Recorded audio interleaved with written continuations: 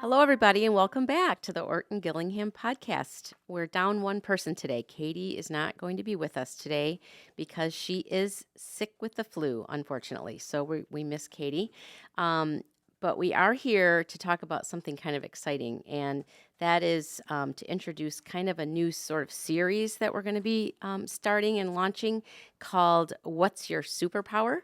And it really is basically highlighting people who have dyslexia or reading differences, and how those reading differences or dyslexia shaped who they are and kind of helped define careers and all kinds of things like that. So we're here today to kind of highlight these special people with special superpowers, we call them, and how they turned kind of dyslexia into a success. And so today we're here with Nancy Winar.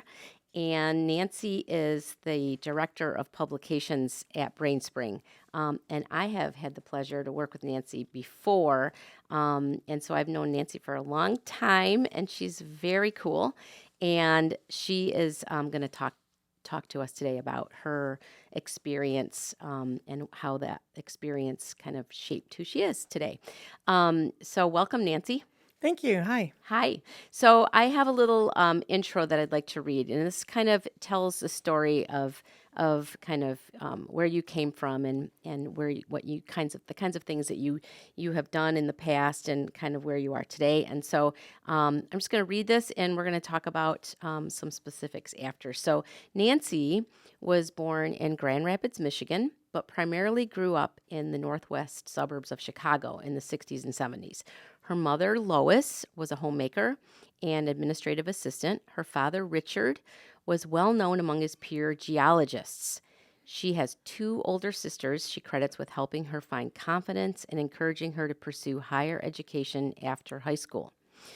While Nancy struggled with academics in her formative years, a skilled special education teacher helped her to develop learning skills that allowed Nancy to achieve academic success and graduate with honors from Mount Prospect High School in Illinois and then the University of Colorado at Boulder, where she gained her fine arts degree in theatrical design. At the age of 19, while on hiatus between colleges, Nancy set a record as the youngest intern hired at the Juilliard School of Performing Arts, which allowed her to rub elbows with celebrities and soon-to-be celebrities that she now watches on the big and little screens, which is very cool. We're going to talk about that in a little bit. Nancy had difficulty determining what she wanted to be when she grew up.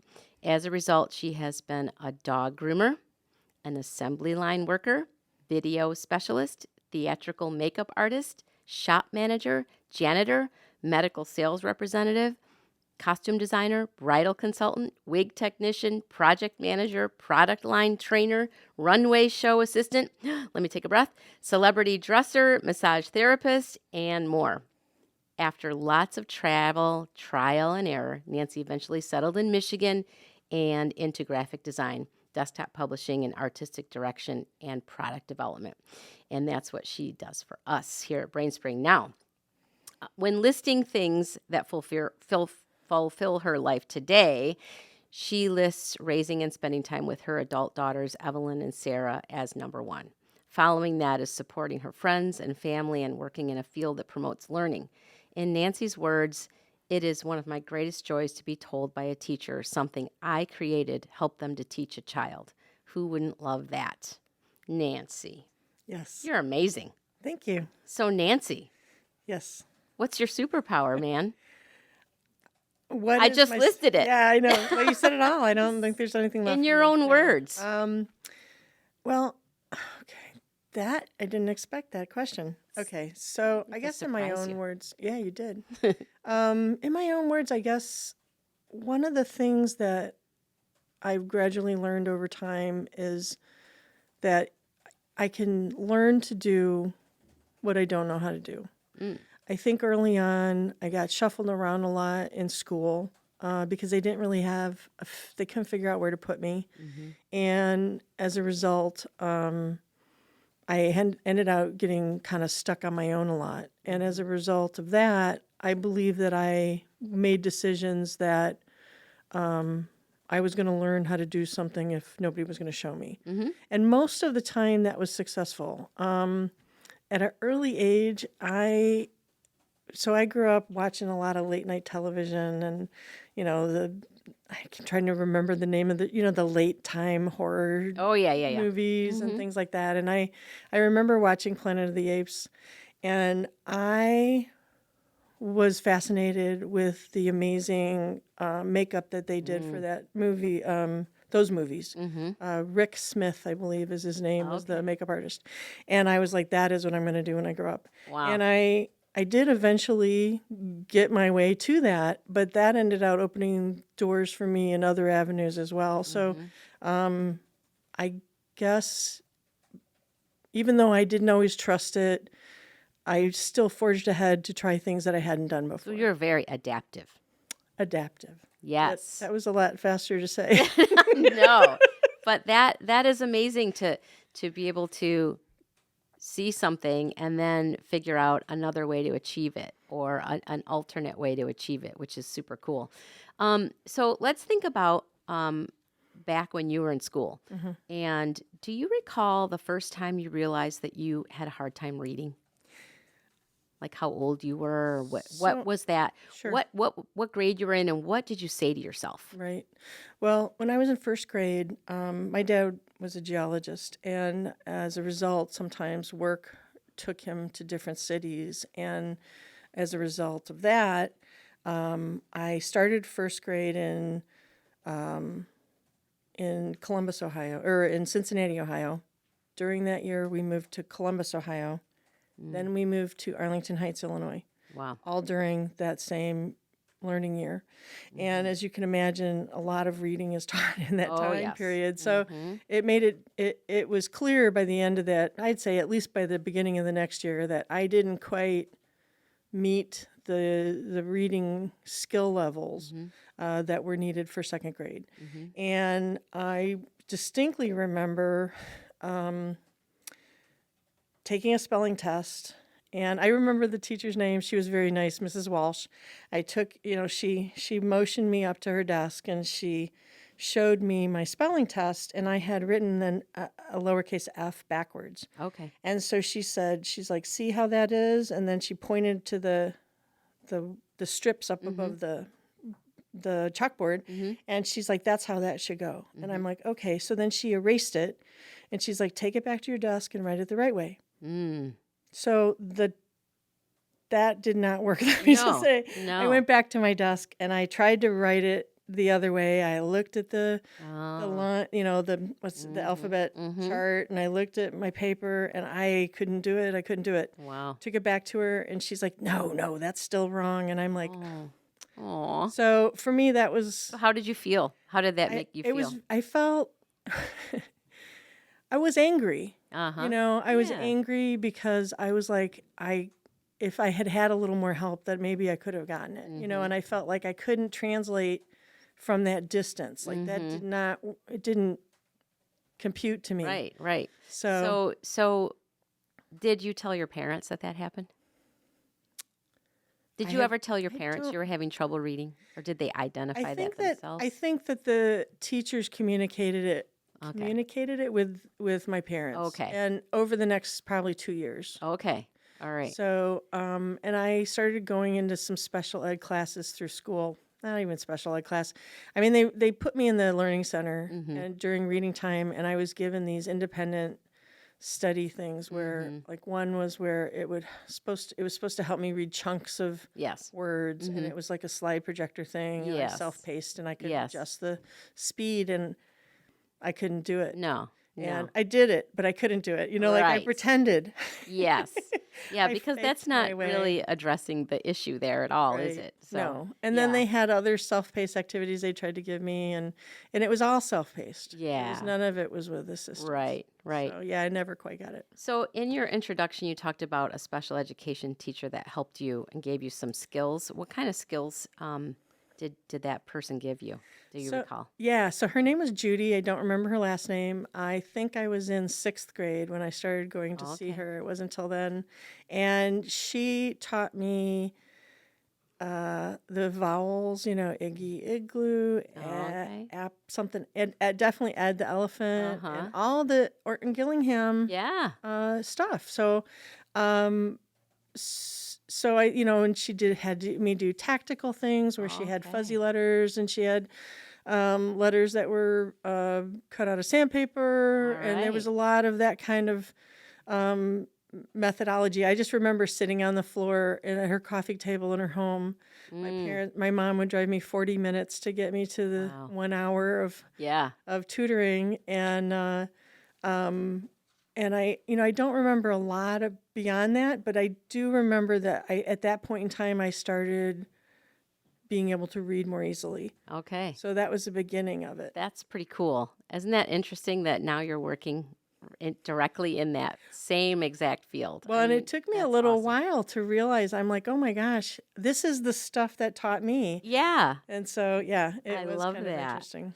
So, think about school again. And were there obviously reading at that younger age was probably a frustrating thing to do. And of course, we all know you have to read all day long at school. It's like you read and read and read. But were there subjects in school that you enjoyed and thought you were really good at? Okay, so all of my report cards, especially through elementary school, almost every topic, Hmm. it was like doesn't pay attention, Yeah. doesn't complete her work, Hmm. and then art would say, "Oh, always gives me more than what I Yeah. asked for, completes all her work in a timely manner, really Hmm. excels." So art was always the big The thing you loved. yes, yeah. Math I did pretty well in, but Okay. art was It was that, and A1, and yeah, that was from the get-go. shining, yeah. Yeah. Because there's not a whole lot of reading that you have to do in art. Not a whole lot of You're reading. using a different part of your brain. Completely, and Yeah. definitely, the whole three-dimensional aspect of it as well, though. I think Exactly. that, in a lot of ways, I have the ability to conceptualize things in a three-dimensional way that a lot of people don't necessarily have. Absolutely. And, we were going to talk about that a little bit, but, people with dyslexia are often seen as those who can think out of the box, right? It's also thought that people with dyslexia tend to think in images as opposed to words. For sure. And this is exactly what you're talking about.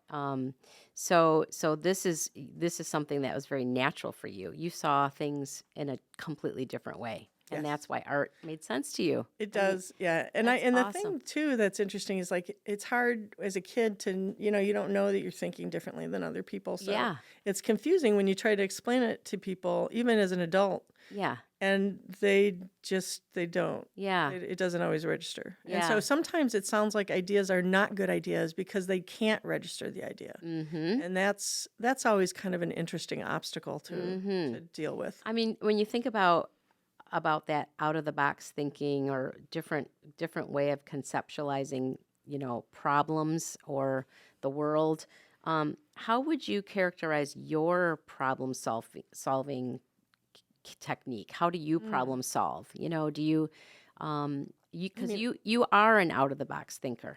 I mean, when we meet and we have discussions about products or whatever, you seem to always bring up something that nobody else has thought of. mm. And so, do you recognize that in yourself?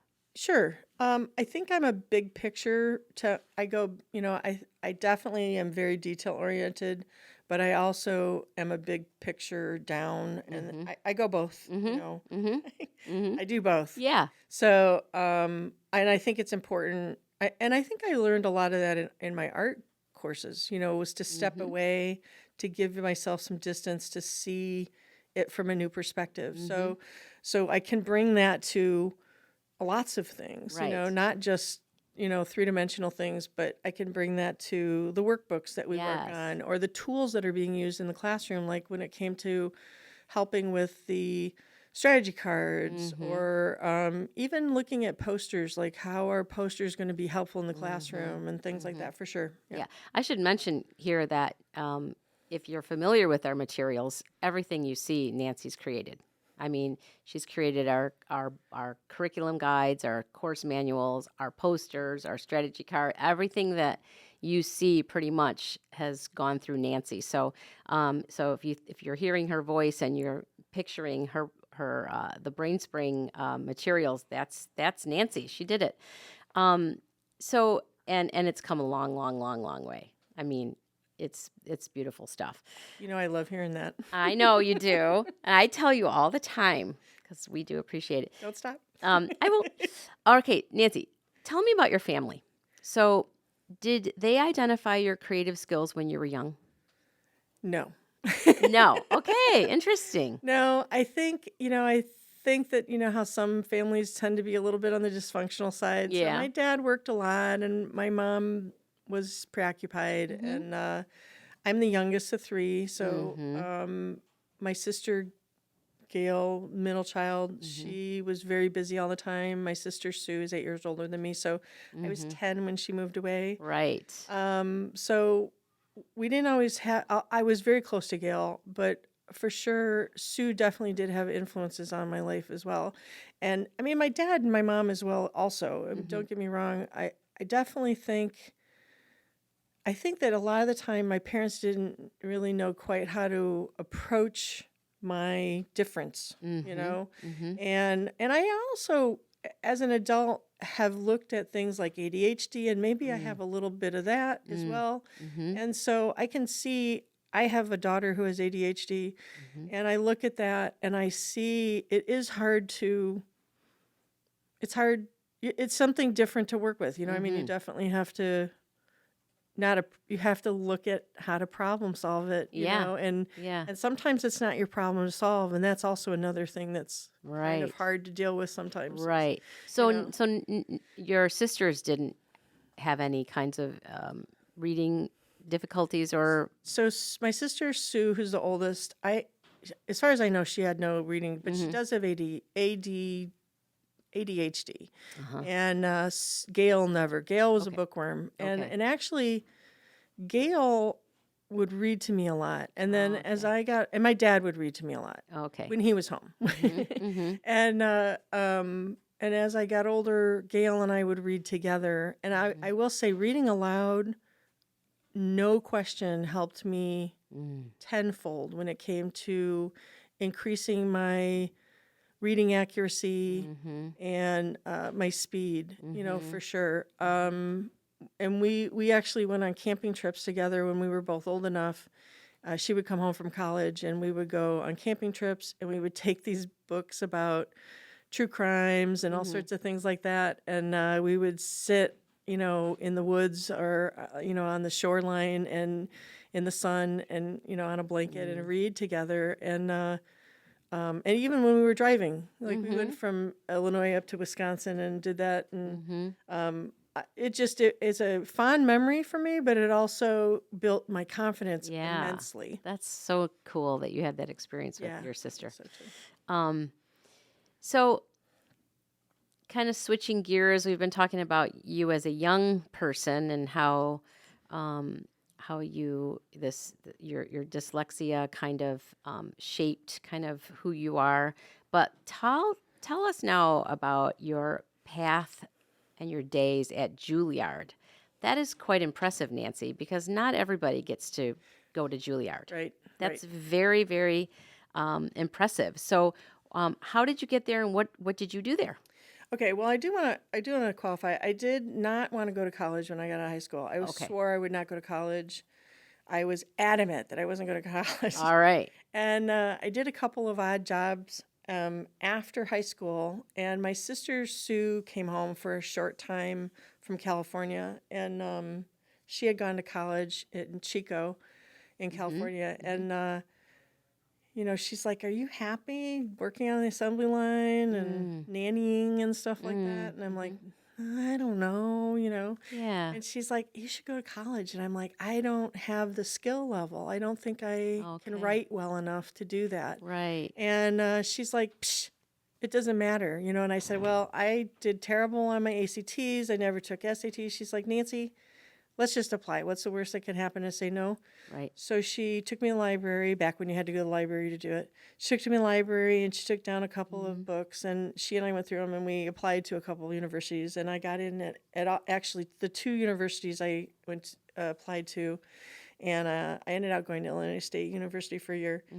And at the end of that year, my parents had moved to New York State, and I was enjoying college. I actually was on the dean's list. Wow. Yeah.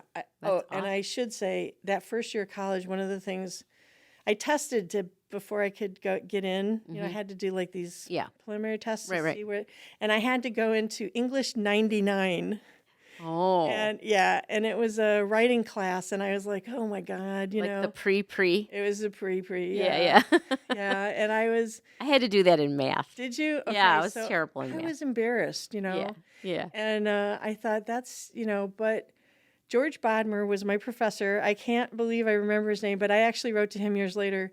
But and I'll explain that. But he helped me learn how to be expressive in my writing. He helped me how to, you know, to organize my thoughts in a paper, and you know, and it's actually not any different than a lot of classes. You know, it just was like for early year learners, you know, and it really helped me. And he also helped me with the papers I had to write for some other classes, very because I was like, I took, you know, after office hours, and so I wrote term papers and did well. Like I was. Yeah. You know, and sometimes it's hard. Asking is one of the hardest things, but it's the best. You know, if you do find someone who can help you, and you let them, it makes a big difference. That's great advice. I never like going through the process of writing a paper. You know, do the drafts and all that kind of stuff. I'm like, I want to be one and done. You know. Yeah. But that's not realistic. Right. And you know, I think he helped me learn that it was okay to, you know, have to do a couple drafts. Yeah. You know, so anyway, after that year, I had talked to my counselor about what I wanted to do, which I thought was theatrical makeup. And he said, well, you know, are you getting that here? And I'm like, the teacher here that teaches it says I know more than he does. So, you know, you should go to New York if you have the chance. Wow. So I was looking at art schools outside of New York City. My sister Gail had gone to NYU, and she and I were walking around in the city, and we bumped into a friend of hers around Lincoln's. We were at Lincoln Center, and we were like, where were you going? And he goes, oh, I just came from Juilliard. I was dropping some stuff off, blah blah, something like that. And what are you guys doing? And we're like, oh, we were looking at some colleges for Nancy, and they're like, oh, well, what do you do? And I'm like, well, I'm interested in theatrical makeup, blah, blah, blah. And that blah, blah, blah is important. And he said, oh, they're looking for an intern for makeup. They have costume interns, but they have been having a hard time finding someone who does wigs and makeup. And they were like, apply. And I'm like, okay. And Gail's like, let's go. And Did you know about Juilliard? Did you know what that was all about? Well, yeah, because You've heard of it before? Yeah. my sister's a theater person. Yeah, and yeah. She was Okay. like, do I go to NYU or Juilliard? She actually got Oh. accepted at both, so Oh, she okay. ended up going to NYU. So I do have a sister in the business. Yes. So we walked over and we went in and we applied. And I have to say, they were like, as soon as you can get, you know, they actually interviewed me on the spot. And they're Wow. like, as soon as you can get a portfolio together, send it to us. And I totally dragged my heels on it. I got to tell you, I was terrified. I mean, like I was Yeah. just, I'm like, I don't know, I just, imposter syndrome, and That's an ADHD thing too. is it? That procrastination thing. Yeah, well, I was doing it big Yep, time. So yep. I dragged my heels, and then the night before, I'm literally cutting and pasting, putting my portfolio together, and I go in, and they look at it, and they're like, "Well, we're very impressed, and when can you start?" And I dragged my heels on that too. I'm like, "Oh, not for 3 weeks," And they hired me anyway, and I Wow. actually, it was very, very.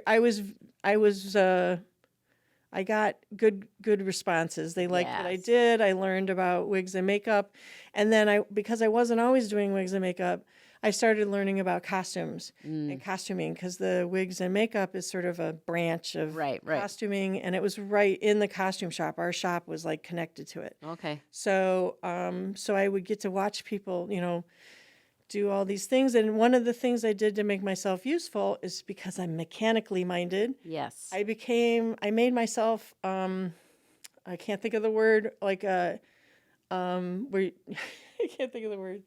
What is it? Explain it to me. Where you indisposable. I made Oh. myself indisposable by learning how to repair and Ah. clean the sewing machines, the industrial sewing machines.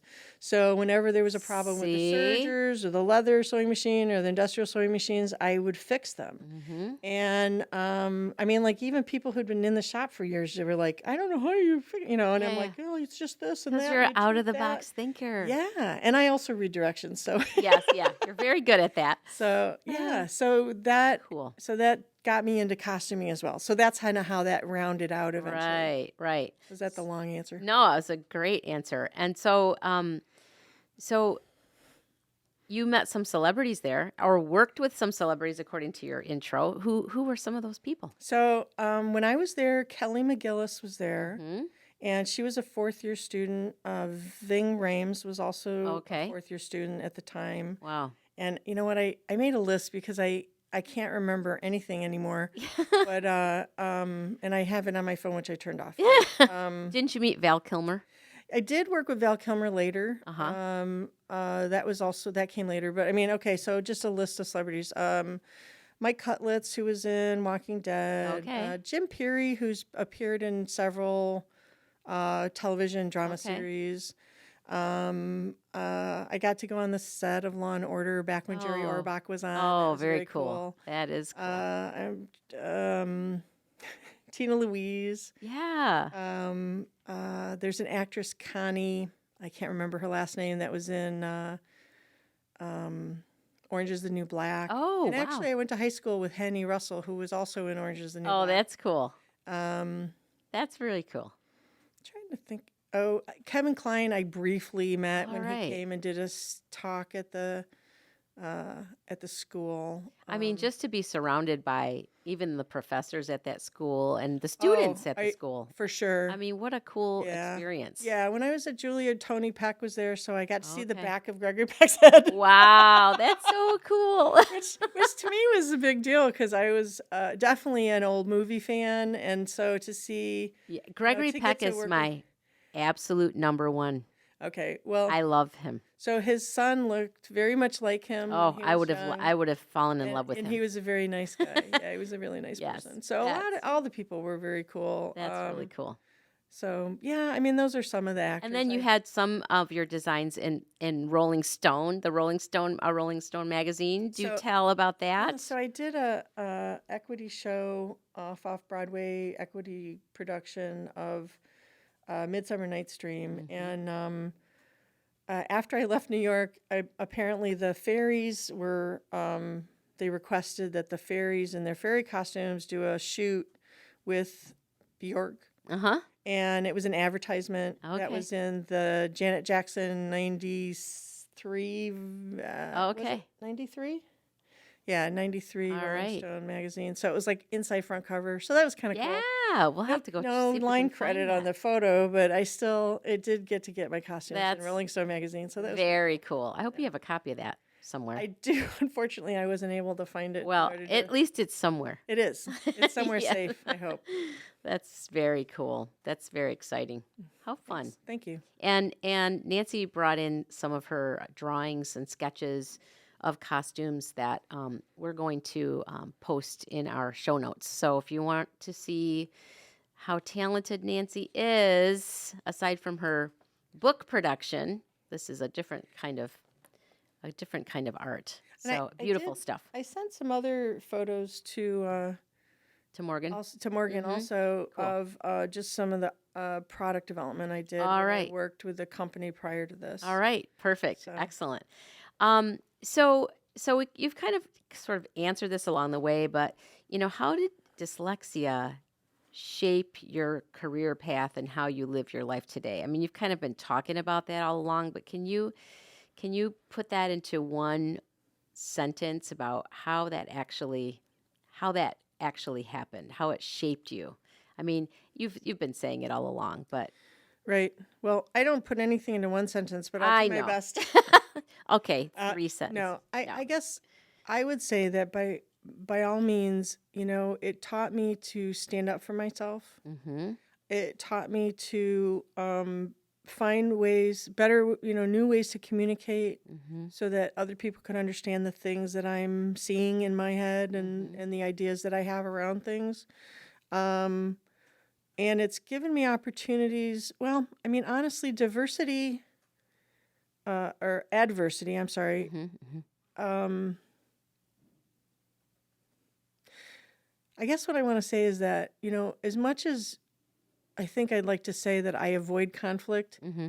I don't I don't cower from it. I still face it and I Yes. try my best to communicate openly and learn from every opportunity that presents itself. I Mm-hmm. think when I was young, again, long answer. Mm-hmm. I think when I was young, um, my tendency was to back up or Mm-hmm. hide or whatever, Mm-hmm. a lot of the time. And so, as much as I had this great New York experience, it actually took me some years before I had the guts Mm-hmm. to say, wait a minute, you Mm-hmm. aren't hearing what I'm saying, or, Mm-hmm. please let me explain this before you decide. Mm-hmm. And which are oddly difficult things to say.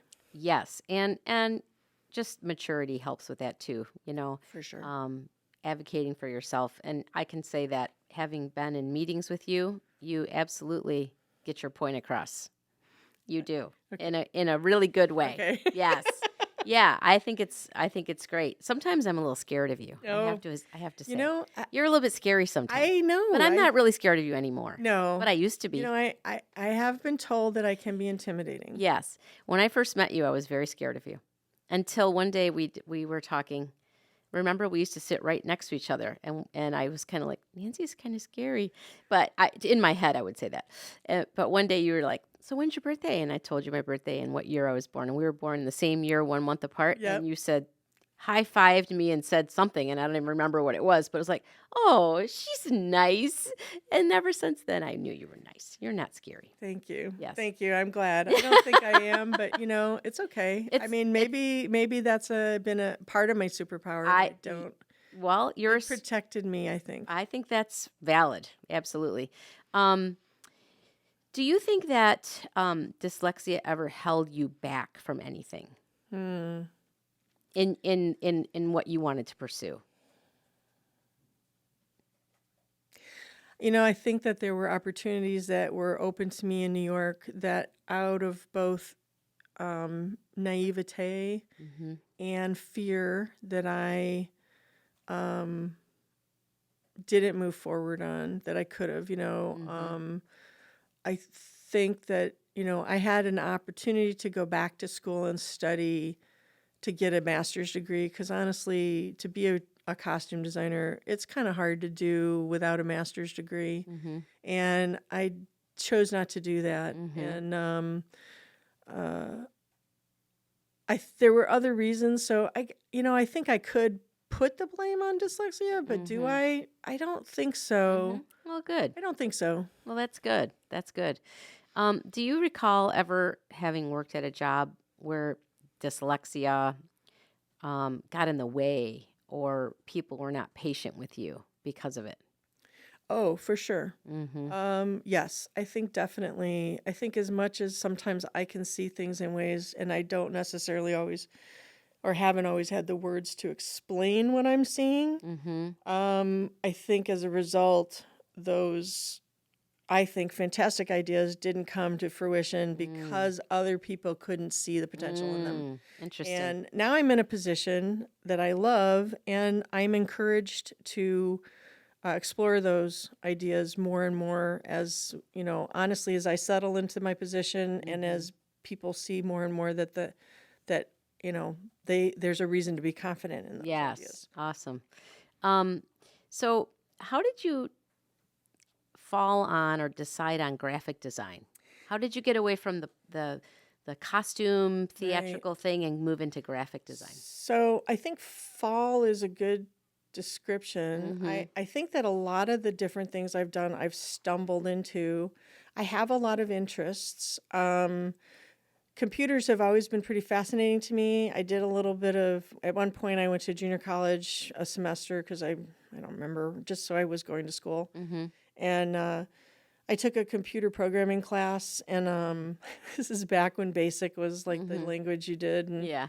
and I kind of like overwrote. Like I wrote so much code that it like overfilled the disk I was given to use. I mean, and it was a floppy. I mean, it's Oh, a yeah. long time ago, Yeah. But I mean, so I guess my point being that I've always been kind of interested in computer graphics, and at one point I even considered trying to see if I couldn't get into graphic animation, like Pixar and stuff. And what was the question again? How it's I forgot. See, I forget the question too. How did you decide on graphic design? Oh yeah. Okay, so so I started working at Teachers. I was pregnant, and I started working at this other company, and I formed a friendship with the product developer, and I had production background with costumes, so and then I had computer experience, and she was like, you could totally do this stuff. You could Yeah. totally do this stuff. So I started freelancing and doing some very basic book layouts. And then she left the company, and I went in and I said, you need to hire me to do this. And they were All like, right. you don't have experience. I'm like, but I bring a lot of experience. See, So you advocated for I yourself. did advocate for myself, That's and they, awesome. at first reluctantly, But look that was I amazing. was there a long time, yeah. You were, and 20 you did 20 a lot years. of really amazing things there. Thank you. Yes, that's great. And I Yeah. also didn't want to travel so much, so that was another thing. Yeah, you were settled I then. needed to raise my kids, and I Yeah. wanted to be in one place, so Yeah. it's important. Yeah, for sure. Well, Nancy, what advice can you give to someone who has dyslexia? Well, I would definitely say find what works for you. I think that if you have interests, don't let anybody tell you that you can't do them. Even if you can't do exactly what you want to do, there's probably something that's similar or related that you can do. And if you do that, and after a while you don't like it anymore, go find something else. I mean, I've done a lot of different things in my career life, and very different things. Not on the same course. Right. And I know I have friends who've been doing the same thing for years, and they say things like, "Oh, I wish I had had all those experiences," and I'm like, "Well, they're out there. They are out there for you. So as scary as it is, and don't wait. Don't wait. Do it while you're young. When you have more freedom than you will have as you gain more responsibility in your life, which is kids and Right. things like that. Mortgages. More, yeah, right, financial, and and I know it's hard right now, and that's the other thing. I was at experienced a lot of this at a time when there was more flexibility. There was more there was more flow of money, and income was higher. But I don't think that should stop any of us, because I think to counteract that is that the digital world has provided so many new avenues that people can learn now online, and ask for help. Yeah. Ask for help. If you can't do something, find somebody who can do it, and ask them how you can do it too. That's great advice. Thanks. Well, thank you, Nancy, for sharing your story. Thank you. Thank you for coming on, and I love to talk about how wonderful you are. I Well, just thank do, you. because you are. That's mutual, my dear. Yes. Well, thank you so much, and we're very lucky here to have you. Thank you. Thanks. And I hope you know that. I feel blessed. Good. Yay.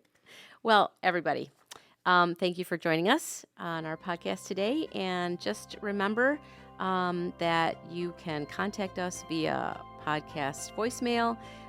The link is in the description. Email option, podcast@brainspring.com, also listed in our description. Visit our website. Follow us on social media. Follow us on YouTube. And if you have any questions, let us know. And thanks for being with us. Hopefully next time Katie will be back, and we will see you then. Thank you. Bye-bye.